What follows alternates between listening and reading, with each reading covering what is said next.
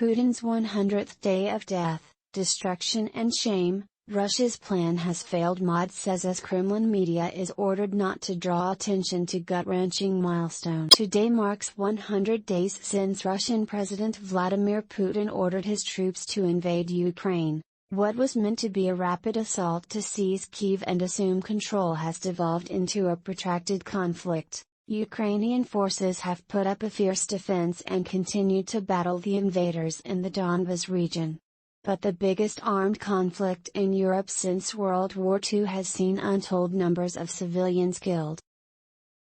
Close to 7 million people have been displaced and Ukraine has suffered incredible economic losses.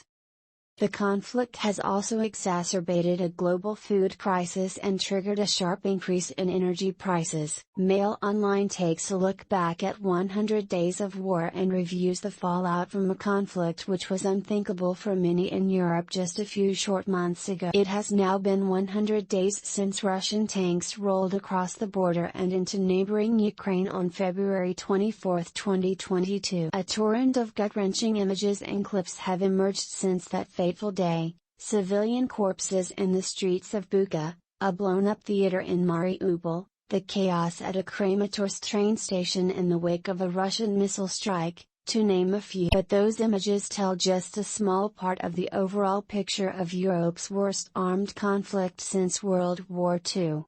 More than 100,000 Russian troops massed on Ukraine's borders in the days leading up to February 24.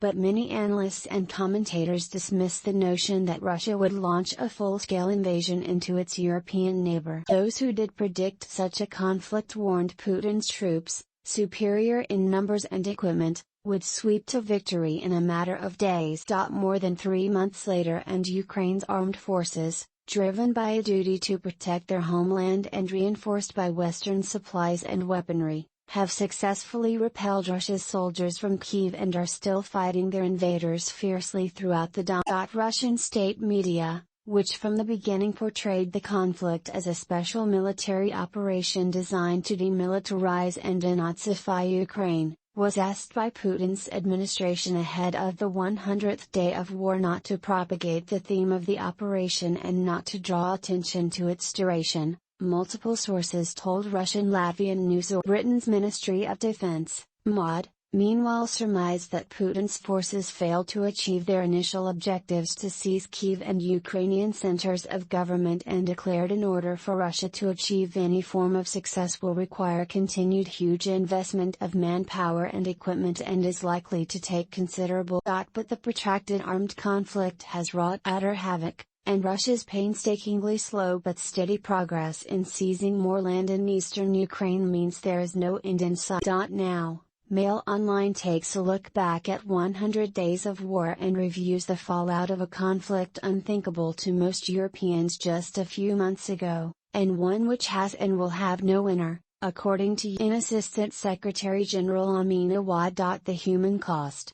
Nobody knows how many combatants or civilians have died, and claims of casualties by government officials and armed forces staff, who are likely to be exaggerating or lowballing their figures in an attempt to favorably shape the narrative of the conflict, are all but impossible to. Foreign government officials, UN agencies and independent organizations who carry out the grim task of counting the dead are unable to gain access to many places where people have been killed. And the Kremlin has released scant information about casualties among its forces and allies, giving no account of civilian deaths in areas under its control. But even with all those caveats, at least tens of thousands of Ukrainian civilians have died so far, President Volodymyr Zelensky said Thursday in comments to Luxembourg's parliament. Mayor of Mariupol Vadim Boychenko recently estimated more than 21,000 civilians had died in his city alone after suffering months of constant bombardment, brutality at the hands of Russian occupiers and drastically reduced supplies of food and water. Severodonetsk, a city in the eastern region of Luhansk that has become the focus of Russia's offensive, has seen roughly 1,500 civilian casualties just in the past few weeks of fighting, according to the city administration chief Oleksandr. Ukraine's armed forces have not released the death toll for its servicemen and women, But Zelensky said this week that 60 to 100 Ukrainian soldiers are dying every day along the eastern front amid bitter close-quarter fighting in urban centers,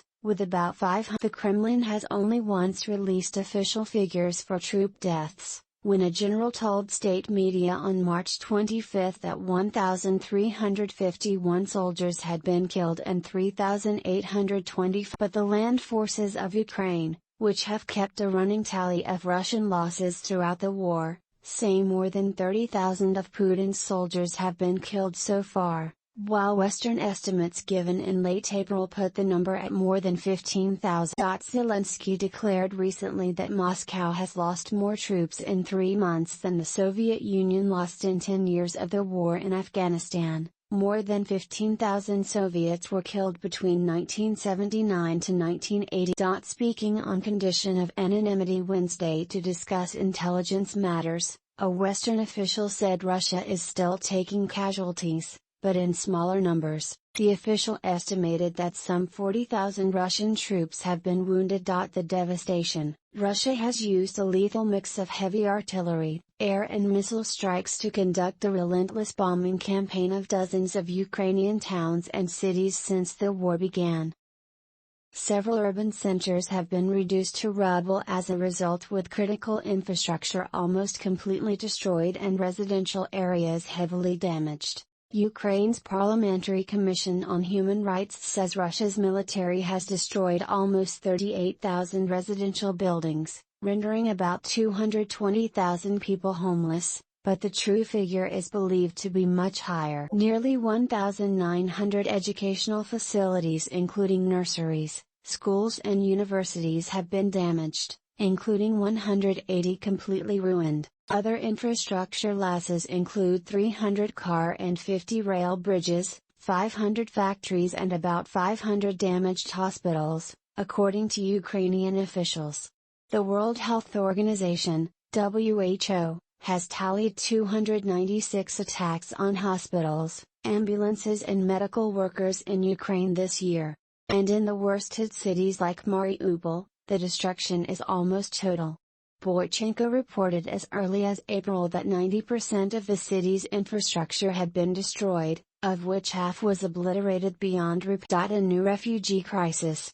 The United Nations High Commissioner for Refugees, UNHCR, estimates that about 6.8 million people have been driven out of Ukraine as a result of the conflict. But since fighting subsided in the highly populated capital and nearby regions after Russian forces were forced to withdraw and redeployed to the east and south, just under a third of those displaced were able to return to their homes, according to an agency. The UN's International Organization for Migration estimated that as of May 23 there were more than 1 million internally displaced people, that is, individuals who fled conflict zones but remain in the country with no telling of when they will be able to return to their home. UNHCR reported that as of June 1, there are 2,928,252 Ukrainians who have registered for temporary protected status in different countries throughout Europe, more than 1 million of which registered in neighboring Poland. But Poland alone has registered more than 3 million border crossings from Ukraine since February 24,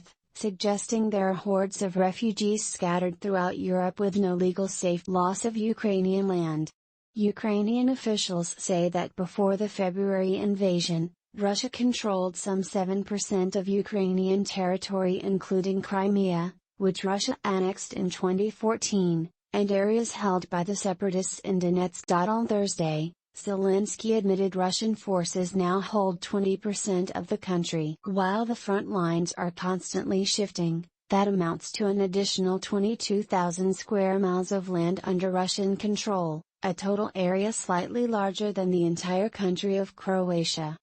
Russia was forced to abandon its plan to take Kyiv after sustaining heavy losses during the first month of the war, but military leaders in late March declared their new aim was to redeploy all of Russia's military might to eastern Ukraine and launch an all-out assault to seize the Donetsk and Luhansk regions, which constant fighting in the east has since intensified. And although progress has been painstakingly slow, Russian forces are believed to be making noticeable gains and have essentially seized control of the entire region of Luhansk. In its latest intelligence update posted today, the MOD said, Russia is now achieving tactical success in the Donbas.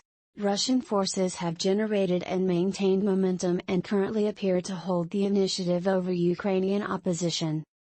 Russia controls over 90% of Luhansk Oblast and is likely to complete control in the next week by concentrating foreign fires on a single part of the overall campaign. Meanwhile, in the southern city of Kherson, the first city in Ukraine to fall to Russian forces, a pro-Russian local government has already been installed, announcing last month that salaries and pensions would be paid in rubles and that meanwhile, in the southern city of Kherson, the first city in Ukraine to fall to Russian forces, a pro-Russian local government has already been installed, announcing last month that salaries and pensions would be paid in rubles and that Russian state media was being broadcast in. Economic fallout: the West has levied a host of retaliatory sanctions against Moscow, including on the crucial oil and gas sectors, and Europe is beginning to wean itself from its dependence on Russian. And Yevgeny Gontmacher, academic director of European Dialogue,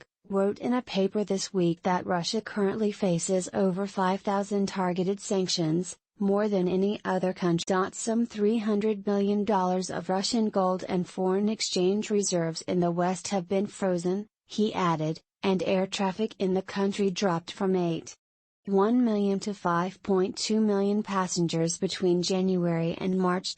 Additionally, the Kyiv School of Economics has reported that more than 1,000 self-sanctioning companies have curtailed their operations in Russia, including some of the world's most recognizable brands. And the MOX Russia stock index has plunged by about a quarter since just before the invasion and is down nearly 40% from the start of the year.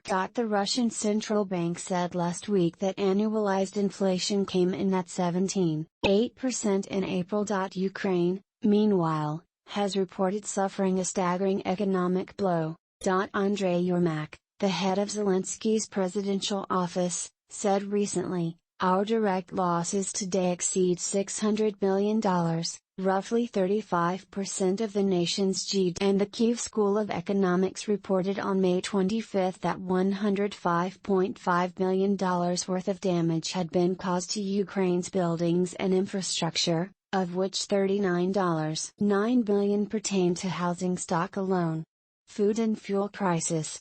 Ukraine says it has been unable to export some 22 million tons of grain as a result of the war, much of which would be destined for poor and developing countries whose people rely on the imports to survive. Zelensky accused Russia this week of stealing at least 500,000 tons of grain during the invasion, and also said it was impossible to export the huge quantities of grain by sea due to Russian blockades, mine deployments and the seizure of Kyiv. The fallout has rippled around the globe, further driving up costs for basic goods on top of inflation that was already in full swing in many places before the invasion. Russia and Ukraine account for nearly a third of global wheat supplies. Russia is also a major fertilizer exporter and Ukraine is a major exporter of corn and sunflower oil. Wheat supplies have been disrupted in African nations, which imported 44% of their wheat from Russia and Ukraine in the years immediately before the invasion.